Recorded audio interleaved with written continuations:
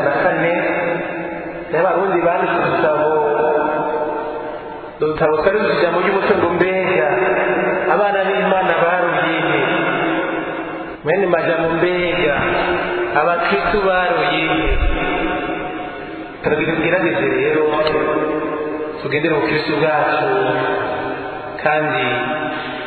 abantu duhura babibone bagire bati by'ukuri ujya n'umukristu bwa mbere no kuri intumwa ya Yesu Kristo mu bantu bwa kabiri mu guharanira ubumwe bwa gatatu mu guharanira agateka kazina muntu ibi kandi nugira nti ndabivuze kubera umuganwa witwa Gasore yabidusigiye nk'iragi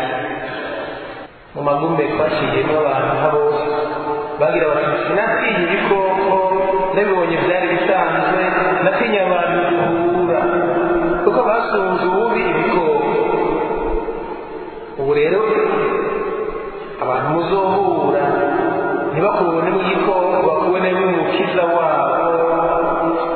bakubone mu mugisha wabo bakubone mu muhezagiro wabo bakubone mu ingabirano zibagirira neza igihambaye ku isi cy'amatungo umuntu arundarunda igihambaye ku isi ni icyiza asigira mugenzi we icyiza usiga mu mitima yabo muza murahura icyo nicyo gihambaye gutanga akarorero ku bumwe dukenyerero by'ibumbe dutsinde amacakubiri dutsinde ibidutandukanya byose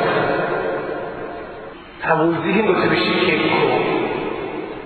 nk'akarorero ijambo impunzi z'abarundi none ntizohera abarundi bose bacidegenza mu gihugu cyabo rizoherwa nanze iryo jambo ry'impunzi tuguma kumva amacakubiri y'amoko y'intara y'imigabane ntazohera azoherwa nanze bizoherwa n'abakristo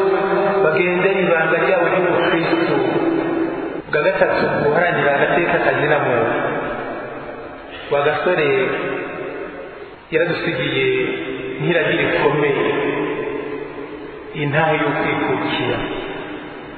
no kuvuga guharanira no kubahiriza agateka kazina muntu umuntu yaremanywe agashusho k'Imana ari n'iteka ari n'agaciro mu maso y'Imana n'agateka kiwe nako kubahiriza umwe wese atumiriwe kwitwararika izina muntu wese